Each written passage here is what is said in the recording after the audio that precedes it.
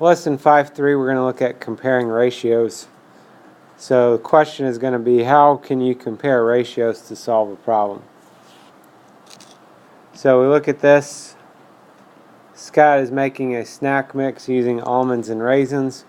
For every 2 cups of almonds in the snack mix, there are 3 cups of raisins.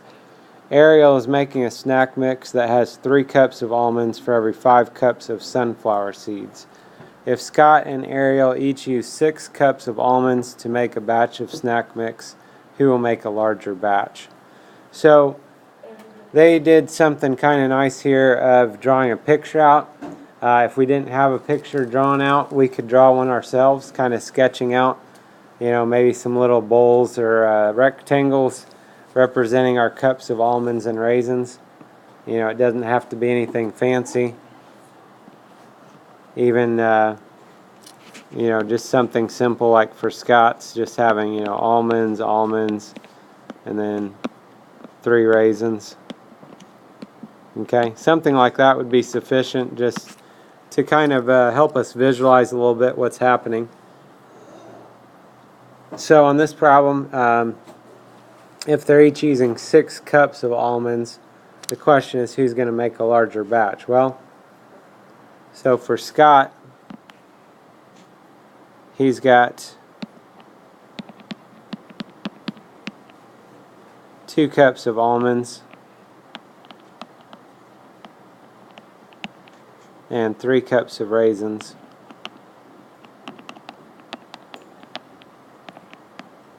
So we're going to see if he keeps that proportion. If he gets 6 cups of almonds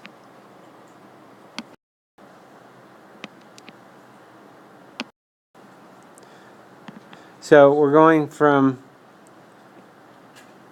2 cups of almonds to 6. That's 3 times as much almonds. So if we keep the same proportion, multiplying by 3 would be 9 cups of raisins. So what we want to do at this point, you could, to check yourself, you could reduce that and make sure that reduces down to the 2/3 that we started with, which it does, which means it's equivalent. We could add those together then and see that there's a total of 15 cups for Scott. So 15 cups for Scott, and then we can do the same idea for Ariel. So for Ariel, we've got 3 cups of almonds and 5 cups of sunflower seeds.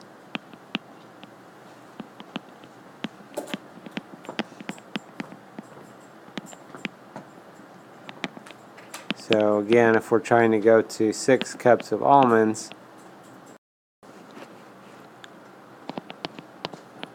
it's multiplying by 2 on the almonds, multiplied by 2 on the sunflower seeds, would give us 10 cups of sunflower seeds.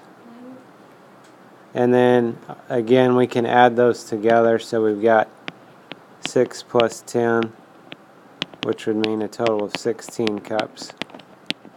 So based off of that, if they both had the same proportions, 6 cups of almonds, then Ariel would have more.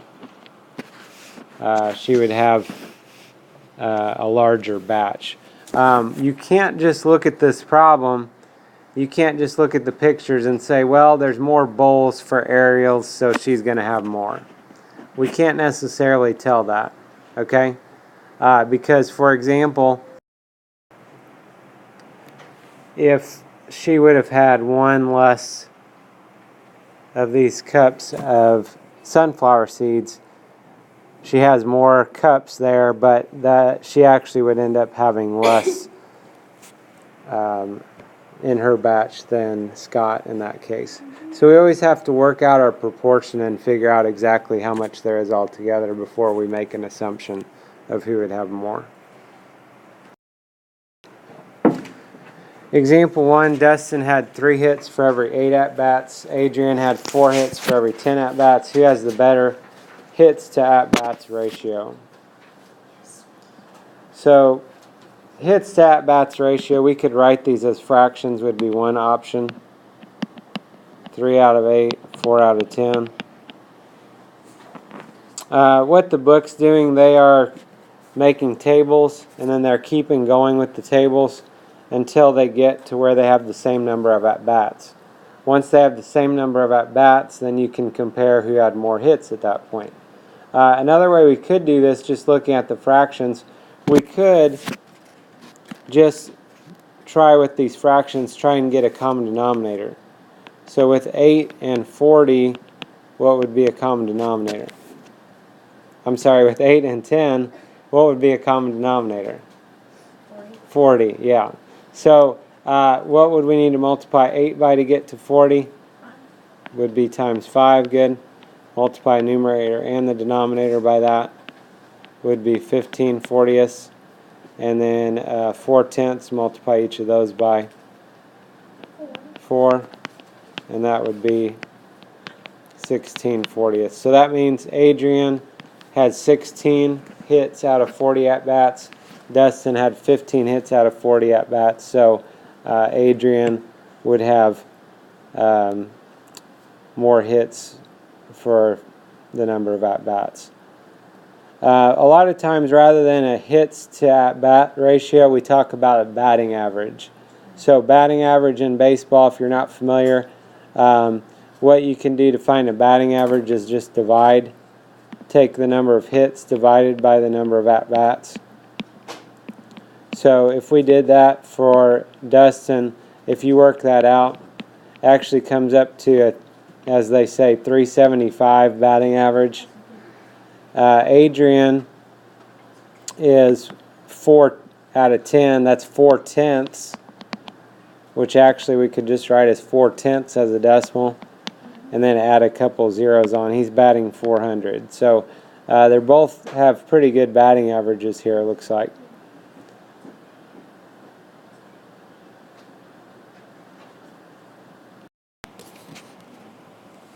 So if we look at the try-it, Marlon had 6 hits and 15 at-bats. How does Marlon's hits to at-bats ratio compare to Adrian's? So it's 6 out of 15. And Adrian had 4 out of 10. So again, we could try to get our denominators the same. One thing you can do, if you want to, when you're doing a problem like this, you can look to see if either of the fractions can be reduced. In this case, both fractions would be able to be reduced. So 6/15 we could actually reduce down to 2/5. 4/10 we could reduce to 2/5. If we compare those at that point, if we're looking to get these the same, well, they're actually identical. So we could say we'd say the ratios are equivalent for this first part.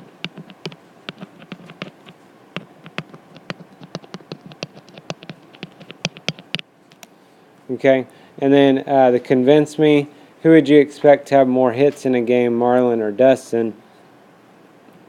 So this is looking at different people now.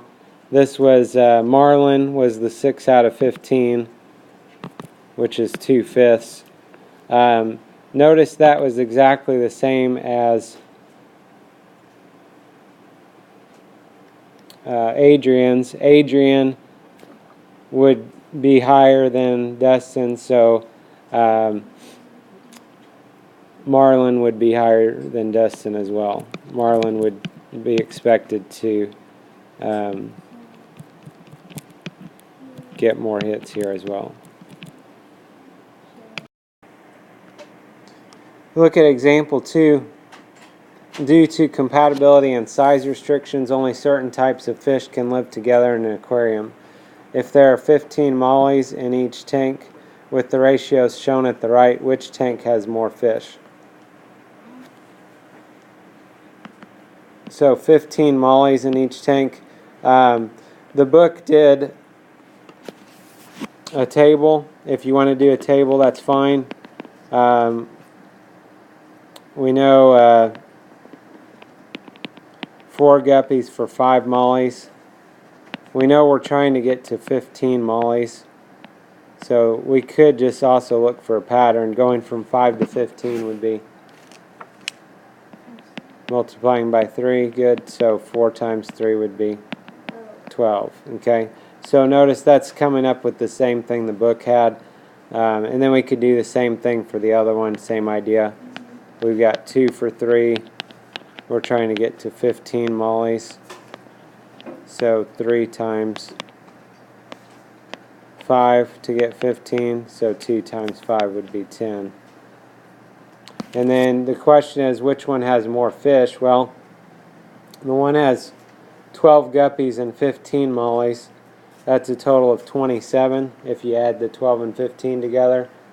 And then the tank 2 had 10 to 15. So if you add those together, it would be 27. 25. So you can see then 27 is more than 25. So that's how they got this. That tank 1 has more fish then.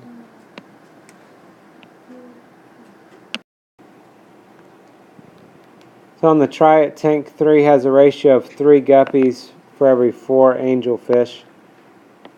Complete the ratio table to find the number of angelfish in tank 3 with 12 guppies. That's our first part, completing the table. And then using the information in example 2 and the table, which tank with guppies has more fish?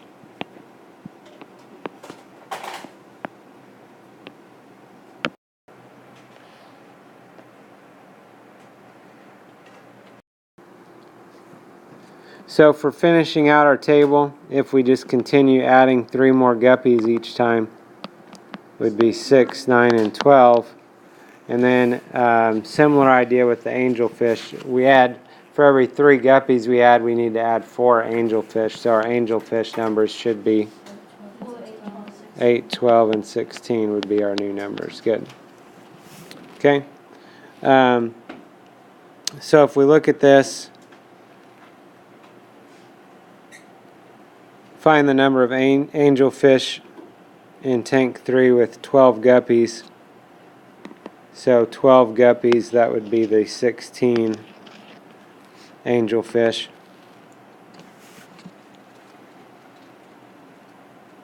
And then if we look at that, this tank 3 has 12 guppies and 16 angelfish. That's a total of 28 fish. Back on example 2, we had tank 1 was the other tank that had guppies in it, had 27. So we can see out of those two, 28 is more than 27. So tank 3 has more fish.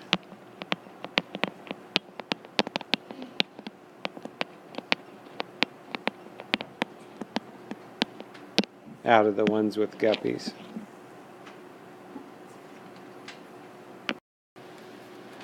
The key concept, just kind of recapping things again, if you want to use tables to find out and compare things, obviously if there are tables there, we need to complete those.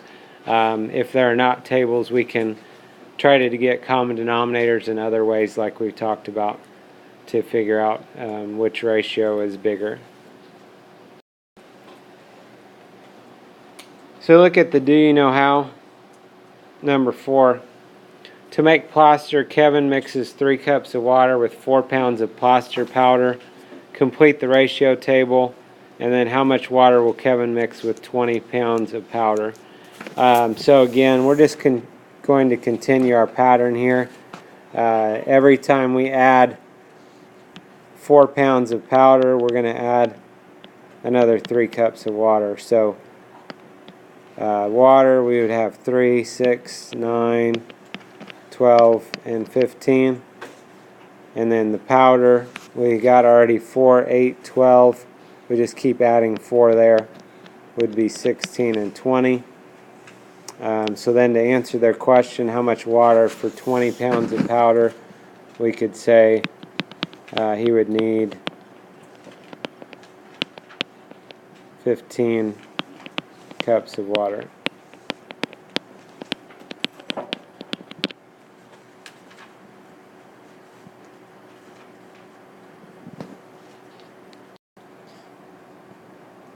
If we look at number 5, Jenny makes plaster using a ratio of 4 cups of water to 5 pounds of plaster powder.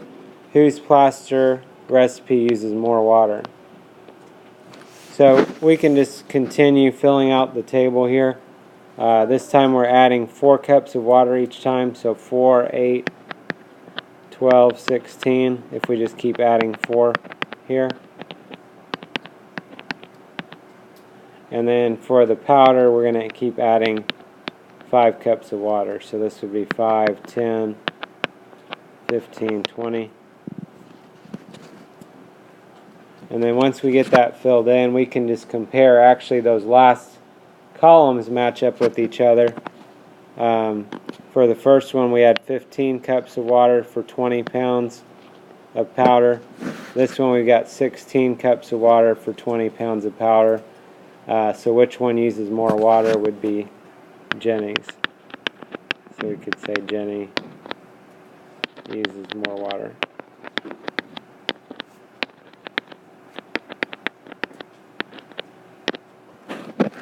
Okay, and again, specifically we could say for 20 pounds of powder, Kevin uses 15 cups of water and Jenny uses 16 cups of water.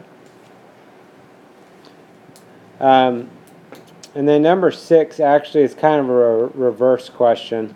It says Kevin and Jenny each use 12 cups of water. Who will use more plaster? Well, comparatively, Jenny's using more water. On the flip side of that, we could say that Kevin is using more plaster.